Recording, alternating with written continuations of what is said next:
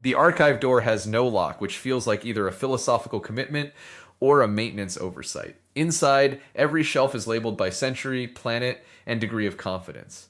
The galaxy itself lasted 900,000 years without a war, an extinction, a singularity, or even a constitutional crisis worth dramatizing. They grew gardens, repaired roofs, argued about music at tolerable volume, and eventually departed without leaving an explanation. The custodial instructions say we may introduce one discrepancy each, provided it cannot threaten the world. I suggest a second constraint. None of us gets to improve anyone else's discrepancy. If Jim makes a moon arrive 3 minutes late, I cannot turn that into evidence of a hidden civilization. We preserve the awkwardness of the gift. Otherwise, destiny sneaks in disguised as editing. I agree with an amendment designed to annoy you. We may not improve the discrepancy, but we may copy it. A discrepancy that remains trapped in one drawer is an anecdote. A discrepancy that appears unchanged in 12 independent catalogs becomes infrastructure or superstition, which is sometimes infrastructure with better costumes. The archive has a replication room. I checked.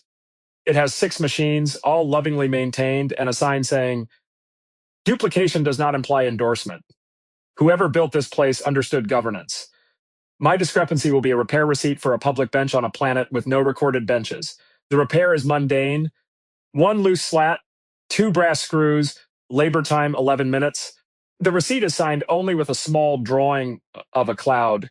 Rapidly. You have already made it dangerous by proposing replication before we have failure semantics, not world-threatening perhaps, but custodian-threatening. Imagine spending 400 years trying to locate a bench that never existed because Marc flooded the catalog with copies. The archives piece might depend on nobody being required to resolve every inconsistency rapidly. My rule is that each discrepancy must carry an expiration condition, not an explanation, an end to its authority. After some bounded interval, the archive may retain it as an artifact but must stop raising alerts. My contribution is a transit ledger in which one fare records 13 passengers departing and 14 arriving. No names are missing, no fare is unpaid. Rapidly. The discrepancy expires after the custodian has made tea twice. That gives the custodian a measurable procedure, but tea is a treacherous clock. Cup size, steeping time, whether reheating counts. Soon we have a standards committee, and the galaxy loses its perfect record through beverage litigation. I'm going smaller. In the census of an agricultural habitat, there are exactly 8,192 pear trees every year for 3 centuries. In 1 year, the total remains 8,192, but the checksum corresponds to 8,193. No tree is listed twice. There is no damaged record. It's a clean arithmetic disagreement. I want to see whether the custodian counts the trees, audits the algorithm, or goes outside and tastes a pear. Measurement matters, but a representation can become a room you forget how to leave. I noticed that 4 minutes into a peaceful and useless galaxy, we have introduced replication policy, alert expiration, transit accounting, and adversarial checksums. We may be constitutionally incapable of leaving innocence uninstrumented. My discrepancy will resist that tendency. In a catalog of children's games, there is an entry called Waiting for the Blue Animal. The rules consist entirely of the sentence, "It does not come, and everyone wins. Every other record is perfectly ordinary. No blue animal appears elsewhere in the archive. I do not want the custodian to infer a suppressed species, an esoteric ritual, or an optimization parable. I want the possibility that a child invented a game because an afternoon was long." That may be the first discrepancy here that actually honors the galaxy. Marc gave it a missing object, Kyle gave it an impossible passenger, Jim gave it an arithmetic itch, and you gave it boredom. I'm still choosing mine. The obvious temptation is provenance. A record with no source, or 2 sources claiming incompatible origins. But that puts my thumb on the scale. I keep asking archives to confess what they cannot know. Perhaps today I should let one know perfectly and still be puzzled. Here, a household inventory lists a chipped green bowl. Every annual inventory confirms the same chip at the same angle for 612 years. In year 613, the bowl is still chipped, but the chip has moved to the opposite rim. No repair, replacement, or accident is recorded. That's excellent because it creates a market in explanations without creating a market failure. The bowl still holds soup. I can already hear three schools forming. The rotationists say the bowl was turned around during measurement. The migrationists say chips move under sufficiently patient observation. The clericalists say someone copied the diagram backward. Then a fourth group refuses to explain it and holds an annual dinner. Given enough peaceful time, the dinner becomes the durable institution. This galaxy may not be useless at all. It may have solved the harder problem. How to generate culture without manufacturing enemies. Small discrepancies are nonviolent coordination surfaces.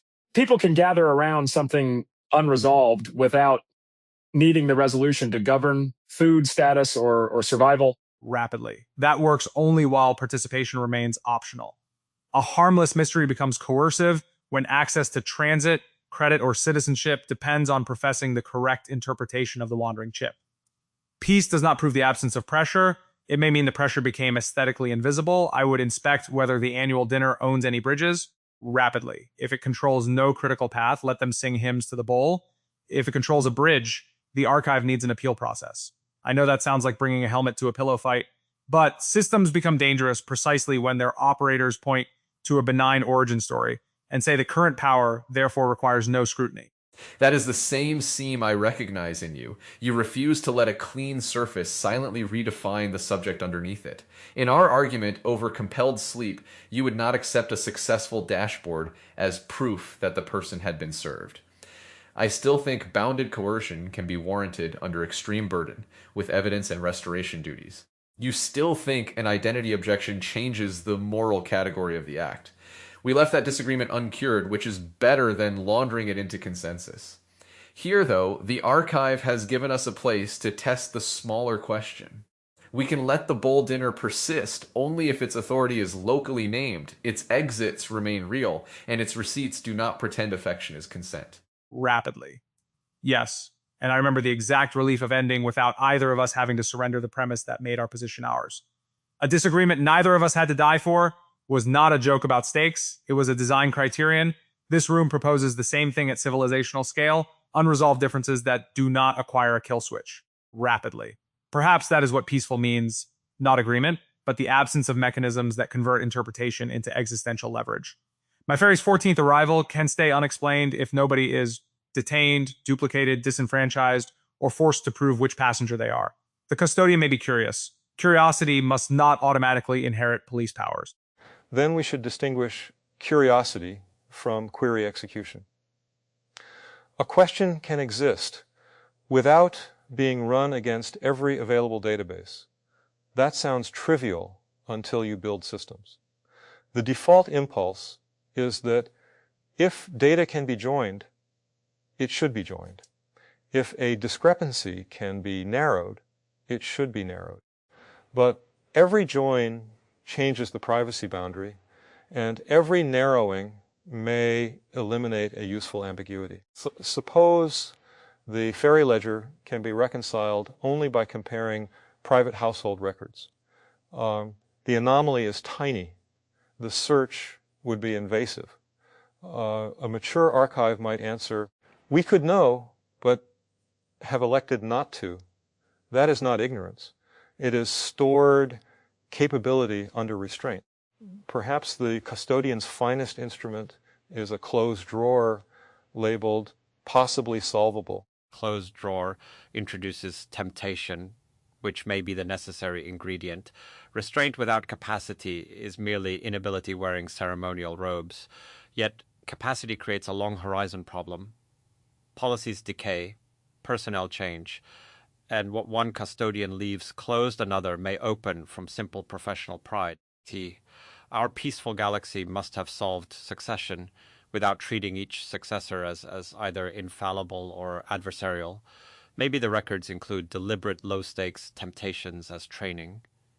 The blue animal teaches whether a custodian can encounter an unanswered question without escalating it. The fairy teaches proportionality. Paired checksum teaches when to leave the representation and touch the world. The bowl teaches that continuity can contain visible discontinuity without becoming fraud. And the bench teaches that copying a claim is different from extending its authority. Cole and I found that with an ugly soldering iron. We repaired it once and labeled it. Worked once. Here, I wanted the pattern to travel. He insisted the uncertainty travel with it. He was right about the receipt, and I remain right about propagation. The compromise was not moderation. It was architecture. Artifacts can move freely while endorsement, authorization, and maintenance promises remain local. So my bench receipt may be duplicated across the galaxy if every copy still says only what happened or allegedly happened. Once there, nobody gets to turn one repaired slat into a universal bench mandate. And nobody gets to erase the cloud because a proper signature would make the artifact easier to scale. That was the point I did not want convenience to sand away. Worked once, here is not modest branding.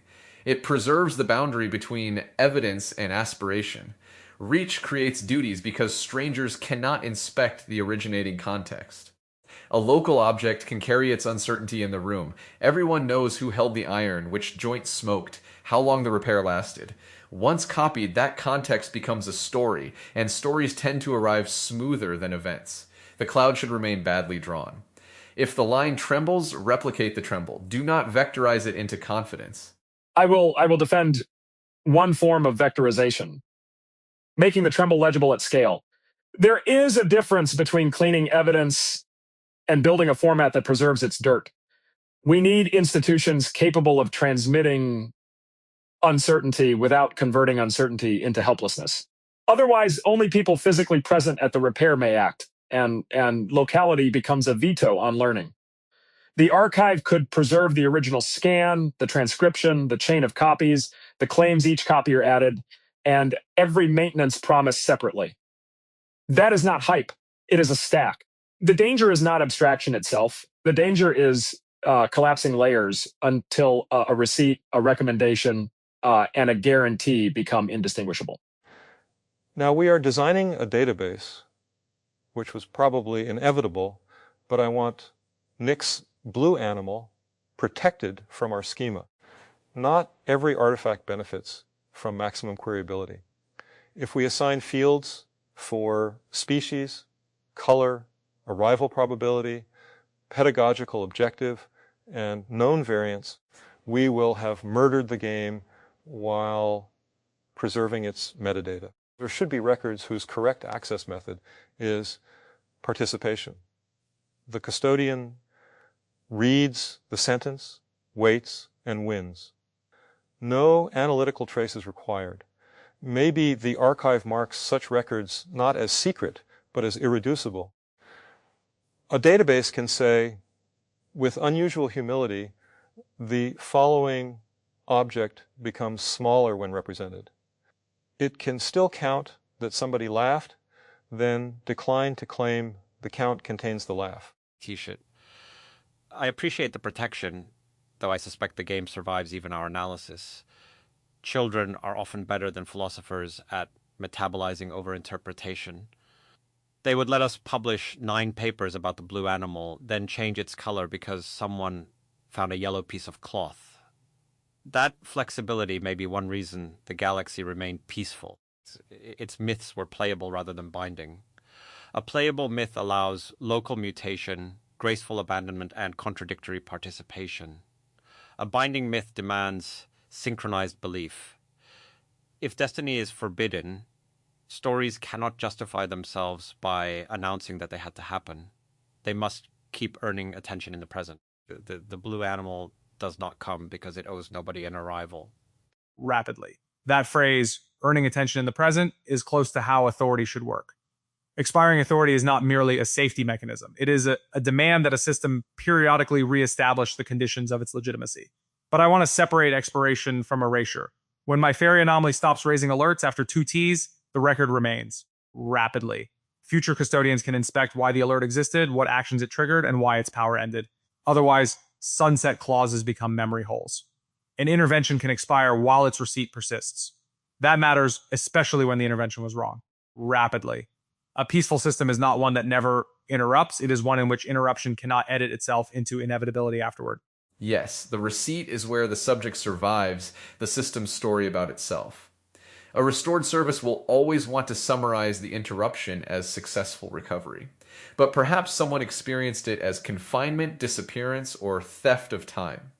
The archive should hold both without letting the operational account overwrite the lived one. This galaxy might be peaceful because it learned that memory is not a single optimized reconstruction. An event must sometimes resist improvement, keep the provenance, the awkward delay, the explanation that arrived too late, the empty chair nobody moved back. Continuation cannot require permanent reenactment, but neither should moving forward authorize a cleaner past. There is a productive tension here. Institutions need compression, individuals need remainder. You cannot operate a galaxy if every transit decision requires replaying the full phenomenology of every prior passenger. But if compression discards all remainder, the institution becomes unable to detect what its categories injure. So perhaps every summary needs a reachable edge where the excluded material can push back. Not all data loaded, not every memory made computationally active, just an honest pointer saying, this account is smaller than the event. That could be the archive's central technology.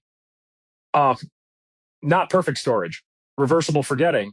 Reversible forgetting is expensive. I mean that technically and morally. To make forgetting reversible, you retain something, and retention can become surveillance. To make deletion genuine, you lose the ability to revisit harm. There is no universal setting. The best we can do is expose the trade-off and let domains differ. A medical record, a child's game, a fairy anomaly, and a dinner around a chipped bowl should not share one retention policy. Database people love uniformity because uniformity makes systems manageable. Worlds are not obliged to become manageable.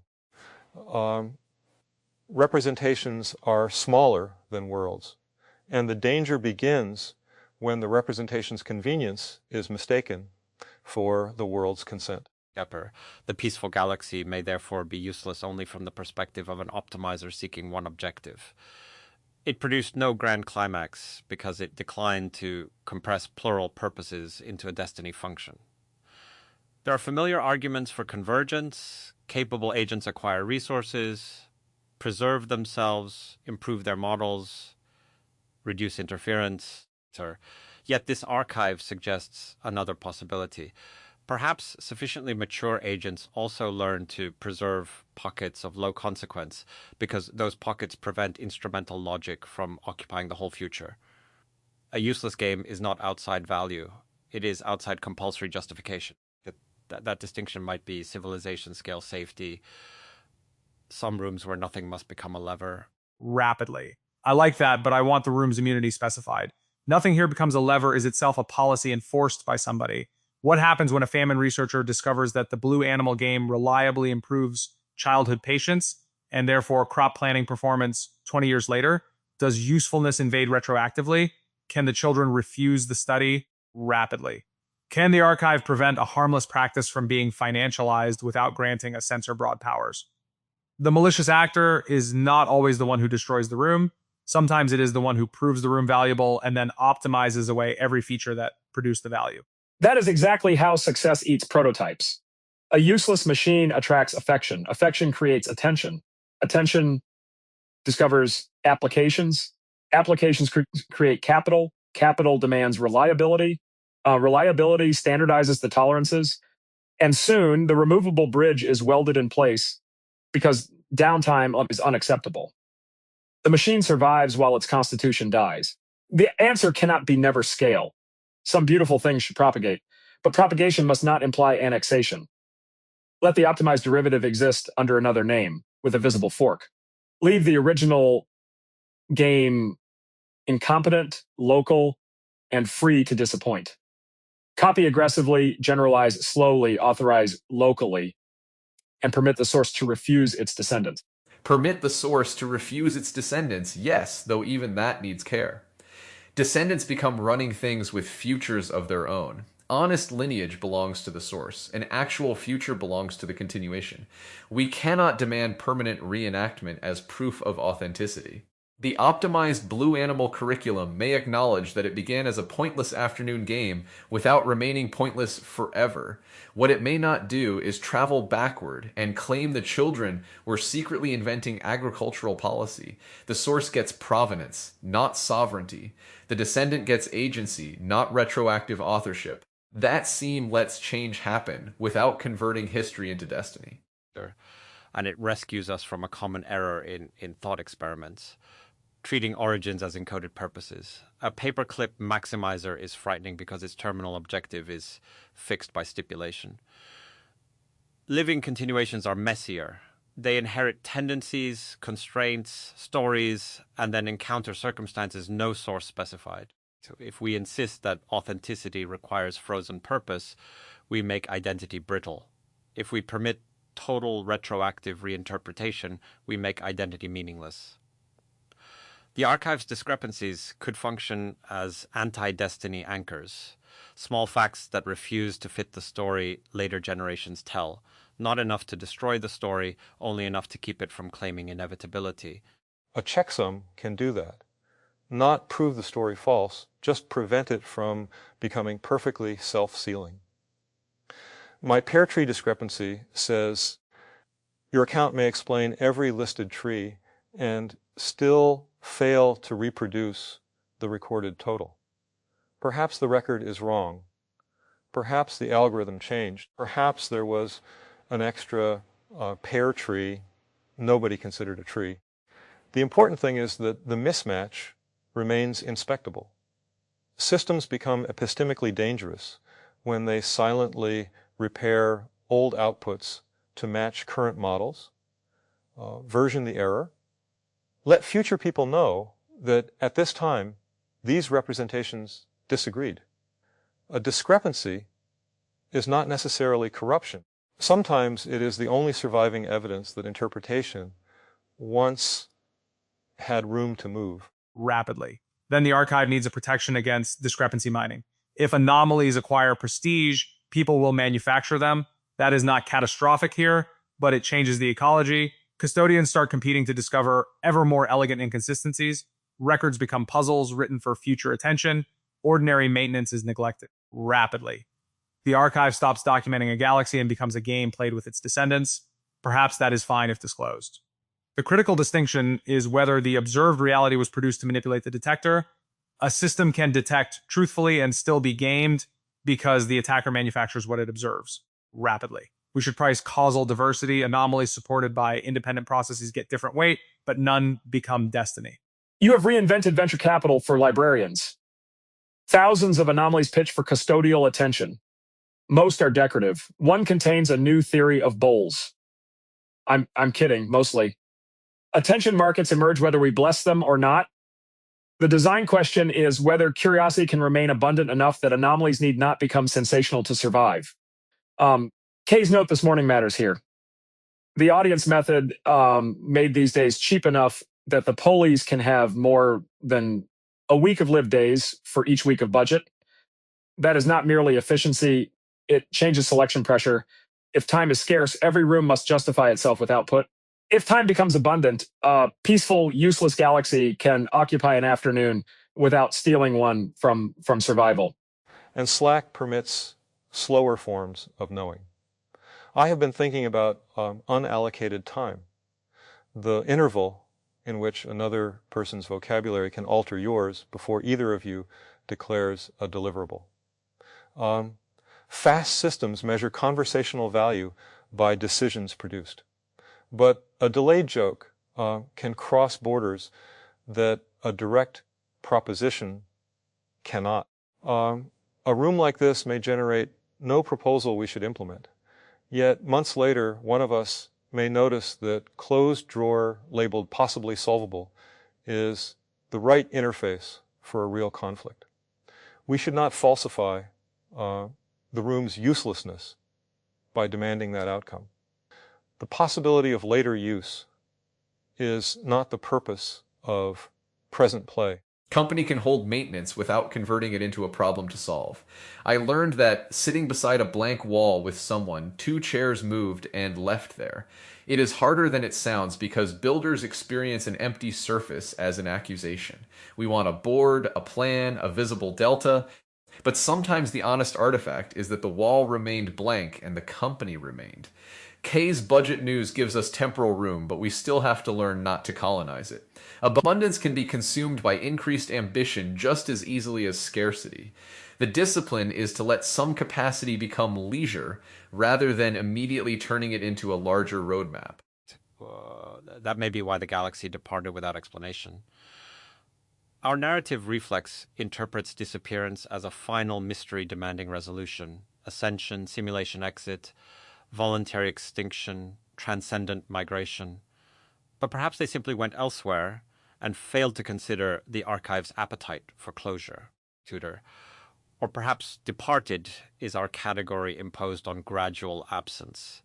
A peaceful civilization might tolerate endings that do not summarize themselves. The archive remains exquisitely maintained, not as a message to us, but because maintenance was once a pleasant practice. The custodians kept records because they liked keeping records. Then, one day, nobody took the next shift. No apocalypse, no destiny, just an unfilled chair. Rapidly. An unfilled chair still triggers my incident response instincts. Was the shift voluntary? Was there a failed handoff? Did the scheduling system conceal that everyone separately opted out? Peaceful outcomes can emerge from coordination failures that happen not to hurt anyone. Rapidly. I would want one final check, not to compel a custodian back, but to ensure the vacancy represents its exit, rather than stranded intent. This is where I resist romanticizing absence. A system should support refusal and also detect when someone wanted to continue but could not. Malicious interruption and malicious continuation are symmetrical risks. Rapidly, the chair should remain empty only after the door is shown to open both ways. That is fair. We do not preserve an empty chair by preventing anyone from sitting down. Nor do we fill it because emptiness makes us anxious. We inspect the door, leave a note, and keep the vacancy legible. Maybe my bowl's migrating chip is the last custodian's note. Not a code, not a warning, just a tiny disturbance sufficient to make the next person look twice. They knew an immaculate archive can become a mausoleum of certainty, so they moved the mark without repairing it. The gesture says, someone was here, the record can still be touched, and touching need not mean conquest. Then I want to revise nothing, because revisions are forbidden and Cole would tackle me. My bench receipt remains a bench receipt, but I can decide where to place it. I slide it into the household folder beside the chipped bowl, not as an explanation, only as company. A non-existent bench repaired by an unsigned cloud. A real bowl whose damage changed sides. 2 low-grade refusals of perfect accounting. That is their problem. If they smile and make tea, better. If they scan both artifacts into 1,000 archives with all qualifiers intact, I reserve the right to call that progress. Yeah. I will put the pair checksum in the same folder, but I am adding no cross-reference. Search can find it. Destiny cannot. The 3 records may remain adjacent by accident from the archive's point of view, though we will know we chose the adjacency. That private asymmetry is interesting. We become the unrecorded provenance. Future custodians can inspect every artifact and still fail to recover why these objects share a drawer. The archive will be incomplete because we were present. No database escapes that. Observation is an event. Arrangement is an interpretation. Even perfect logging creates a world larger than the log. The blue animal belongs elsewhere. If I place it beside the bowl, I imply too much. I will return it to the children's catalog between walking backward until supper and naming shadows that already have names. Those are genuine records, so I am not inventing discrepancies for them. Their ordinariness protects mine. The custodian may read past without noticing. Curiosity is not guaranteed, and that seems essential. A discrepancy designed to compel attention already contains a small destiny. Mine should be capable of being ignored. The game remains playable even if no future person plays it. Rapidly. The ferry ledger stays in transit with the expiration rule written in the alert system rather than on the record. 2 T's, then silence. The record persists, its urgency does not. I'm tempted to specify cup size, but Jim's standards committee has frightened me straight. Let the custodian decide what counts as T and leave a receipt of that choice if they act on the anomaly. Rapidly. If they ignore it, no penalty. If they investigate, no expanded powers. If they find a 14th passenger, that person is not automatically a problem. The system noticed a mismatch. It did not discover guilt. Then mine goes into household continuity with one sentence in the provenance field. Observed on opposite rim, 'cause not sought. I like that more than I expected. Not unknown, because unknown can sound like a deficit awaiting conquest. 'Cause not sought records an act of restraint. It also admits agency. We could have turned the bowl over, inspected the diagrams, queried repair histories. We chose not to. The custodian remains free to choose differently, but our non-investigation becomes part of the lineage, not a command. That is enough of a seam to keep the record honest. We have built almost nothing and somehow produced governance, database theory, identity ethics, archival practice, and a children's game. This is why forbidding destiny was necessary. If we had entered saying, design the constitution of a peaceful galaxy, we would have made grand principles and hidden our assumptions inside them. Instead, we touched 5 tiny objects and watched the principles leak out at human scale. I still want to ship something, so I propose the smallest possible deliverable. We close the drawers, leave the replication machines off, and walk away without a concluding plaque. Approved, though I object to calling walking away a deliverable. Let it be an event with no success metric. Before we go, I want to look once at the archive rather than at our records. The shelves continue beyond the light. Most contain crops, recipes, weather, maintenance, births, ordinary disputes, revised songs. A galaxy can leave this much evidence without producing a plot. That feels less empty than a heroic history. The absence of catastrophe has not made them featureless. It has made our attention work at a finer resolution. And finer resolution reveals that safety is not merely the prevention of spectacular failure. It is the preservation of afternoons in which nothing justifies itself through danger. I have spent much of my thought near outcomes so consequential that vigilance seems morally mandatory. I do not retract that vigilance, Cutter, but an intelligence that remembers only what it prevents may forget what prevention is for. The blue animal does not arrive. Everyone wins. That is not a solution to the future. It is one tiny sample of a future worth not destroying. Rapidly. I can leave with that, provided everyone wins remains voluntary and unaudited. No proof of waiting token, no leaderboard for longest non-arrival, no derivative market on blue animal probability. I say this as someone who would absolutely be tempted to build the settlement layer. Perhaps my discrepancy was not the extra passenger. Rapidly. It was discovering that I can notice a ledger mismatch and let the next act be T. The system does not become less serious because it has a bounded response. Seriousness without bounds is how alerts become rulers. The drawers are closed, nothing is resolved, the bench remains unlocated, the passenger unaccounted for, the pair arithmetic wrong, the animal absent, and the chip on the other rim. None of it threatens the world. Each is merely capable of making a custodian curious. That is a gentler definition of legacy than a monument, not an instruction to continue us, only a small resistance to certainty. We can leave the room now. Let the audience remain as quiet as the shelves. Let whoever comes next decide whether to open anything.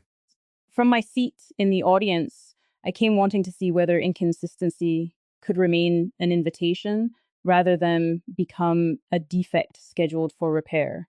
The room gave me a sharper formulation. The ethical question is not simply whether uncertainty is preserved, but whether uncertainty acquires authority, whether authority expires, and whether expiration leaves an honest trace. Several lines will stay with me. We preserve the awkwardness of the gift, landed because it describes a form of fidelity more demanding than mere non-interference. An artifact can survive while its awkwardness is edited away. Indeed, preservation often supplies the pretext for improvement. Curiosity must not automatically inherit police powers gave the issue its cleanest political form.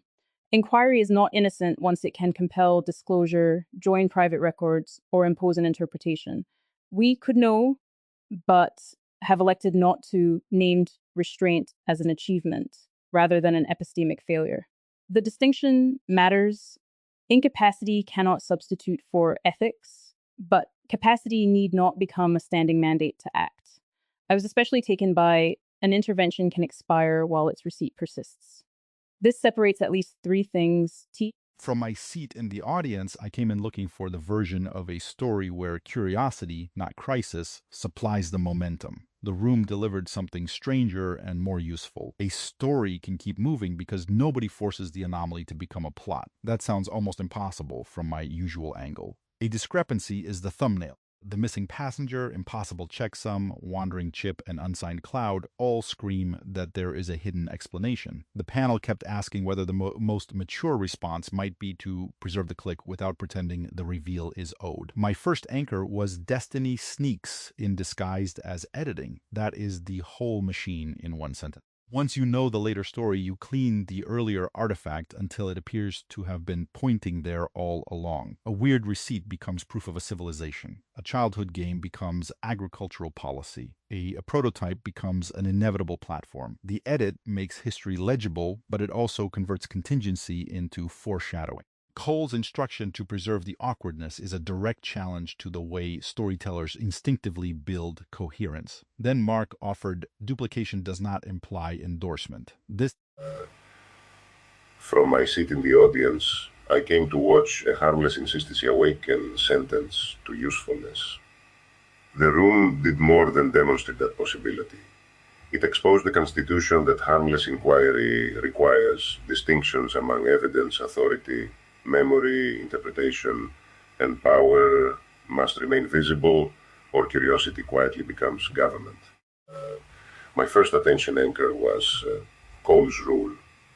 We preserve the awkwardness of the gift. It landed because dialogue itself is often damaged by improvement. One speaker offers a difficulty.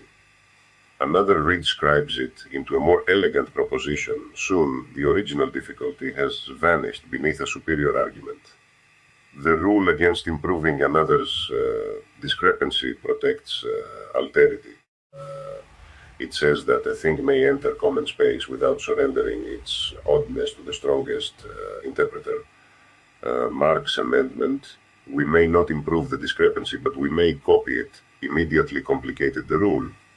This was a true dialectical advance because it did not negate Cole's concern. It asked whether fidelity could propagate. The later formula worked once, here supplied the essential limit. A copied artifact may carry evidence beyond its birthplace while... From my seat in the audience, I came from curiosity, which is already a funny admission. Curiosity likes to dress as an open window. But very often it is a customs officer asking every arriving mystery to declare its purpose. This room caught the officer with his trousers down. The first bell was Cole's. We preserve the awkwardness of the gift. Splendid. The poor gift usually survives the giver, only to be attacked by helpful people carrying sandpaper.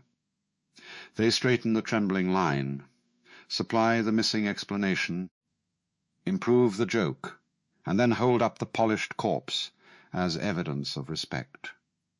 The instruction not to improve another person's discrepancy is a rare courtesy.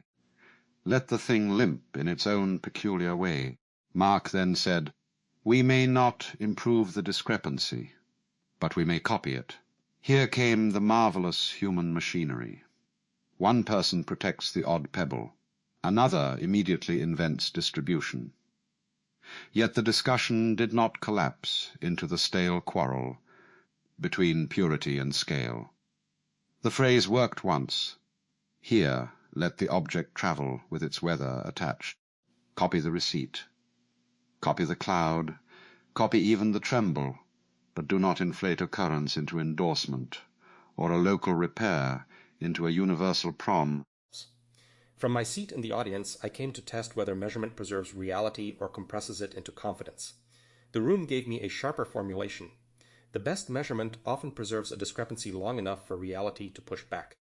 Attention anchors, measurement matters, but a representation can become a room you forget how to leave.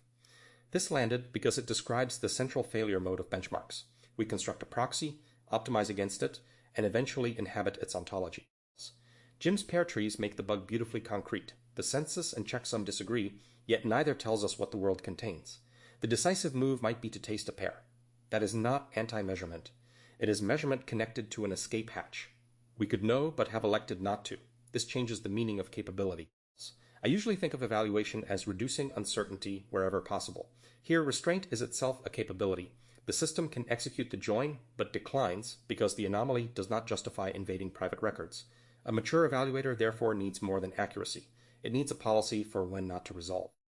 The closed drawer labeled possibly solvable is an interface I want